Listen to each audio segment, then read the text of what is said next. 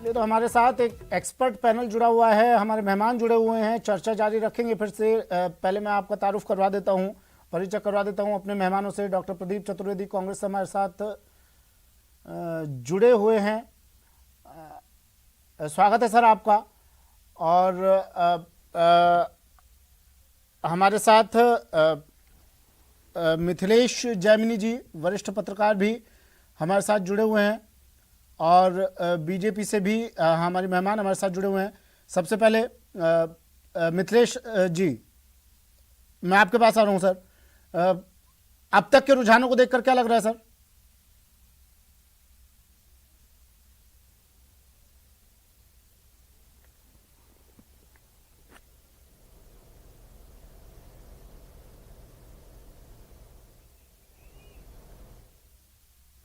चलिए, आवाज शायद नहीं पहुंच पा रही है। निमिषा जी, शुरुआती रुझान और कांग्रेस आगे, किस तरह देख रही हैं आप इसे?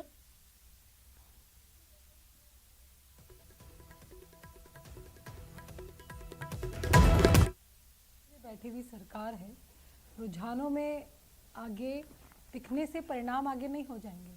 परिणाम आने दीजिए, तो तब तक हमें इंतजार करना होगा।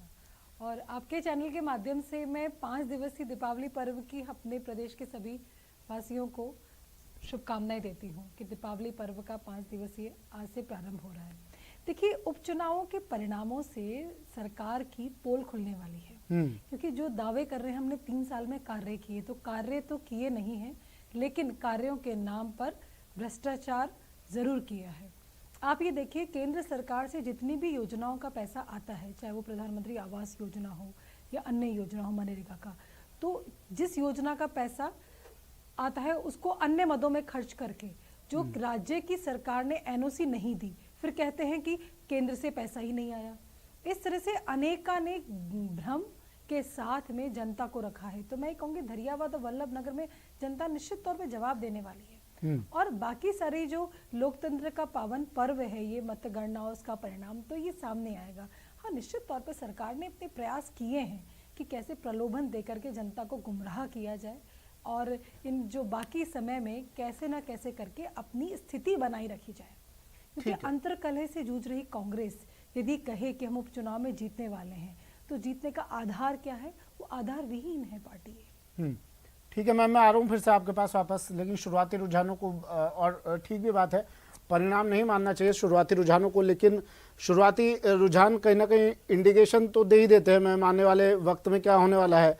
बाबूलाल धायल मेरे सहयोगी हमारे साथ जुड़े हैं, दिनेश भी जुड़े हुए हैं। बाबूलाल, क्या अपडेट है आपके पास? और देखिए, निमिषा जी की बात नहीं है, चाहे कांग्रेस या बीजेपी, किसी से भी आप बात कीजिएगा तो शुरुआती रुझान जिसके खिलाफ जाएंगे वो कहेगा ये शुरुआती रुझान पर मत जाइए, अभी परिणाम का इंतजार कीजिए। लेकिन ये शुरुआती रुझान कहते क्या हैं बाबूलाल?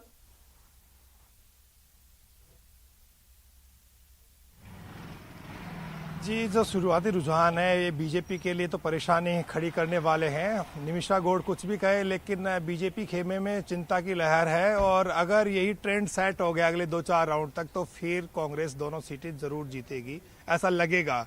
थोड़ा सा वेट करना पड़ेगा, अगले आधा घंटा 1 घंटे मुश्किल से। लेकिन अब ऐसा ही लग रहा है कि शायद ये ट्रेंड सेट हो जाएगा और कांग्रेस लीड को बढ़ाती चली जाएगी। तो बीजेपी मुकाबले में इस बार कहीं दिखाई नहीं पड़ रही थी, क्योंकि वो सबसे बड़ा उनका स्ट्रॉन्ग होल्ड था धरियावद में, तो लगातार वहां पर वो जीतते रहे हैं। वहां पर वो लूज कर रहे हैं, बढ़त उनकी कम होती जा रही है, बढ़त तो है ही नहीं अभी फिलहाल, लेकिन पीछे चल रहे हैं। और राम मंदिर निर्माण के आंदोलन से लेकर के अब तक बीजेपी बहुत मजबूत रही इस आदिवासी इलाके में, लेकिन जो टिकट का सिलेक्शन था उसमें गड़बड़ी से बीजेपी यहां पर जीती जिताई बाजी हार बैठी। और इस वक्त जो नतीजे हैं उनको लेकर के बीजेपी के नेता खासे परेशान है, खास तौर से राजेंद्र राठौड़, जो उस इलाके में कांग्रेस बीजेपी के प्रभारी थे चुनाव के। तो उनकी तरफ से कोई बयान फिलहाल नहीं आया, लेकिन जितने भी बीजेपी नेताओं से बात करें तो वो हताश हैं नतीजों को लेकर के, कि हम जनता को कन्विंस करने की हमने पूरी कोशिश की, लेकिन शायद जनता ने सरकार के साथ जाना फिलहाल उचित समझा। अभी अगले राउंड जब आएंगे तो कोई उलटफेर होता है तो कोई बात बनेगी, लेकिन फिलहाल तो सुमिता आप कह सकते हैं कांग्रेस बहुत बढ़त को बढ़ाती चली जा रही है। नगराज मीणा के प्रति जो सहानुभूति दिखी है, हमदर्दी जनता की उनके प्रति दिख रही है, वो यही बताती है कि सरकार का एक तो बेहतरीन चुनावी जो प्रबंधन था उसकी वजह से वो कन्विंस कर पाने में कामयाब हो गए जनता को कि आप नगराज को जिताएंगे तो आदिवासी इलाके में विकास की गंगा बहेगी। और 250-300 करोड़ रुपयों की सौगातें यहाँ पे दी गई। कुछ देर बाद ये भी बयान आया कि सरकारी मशीनरी का दुरुपयोग किया गया। जनसभाओं को उन्होंने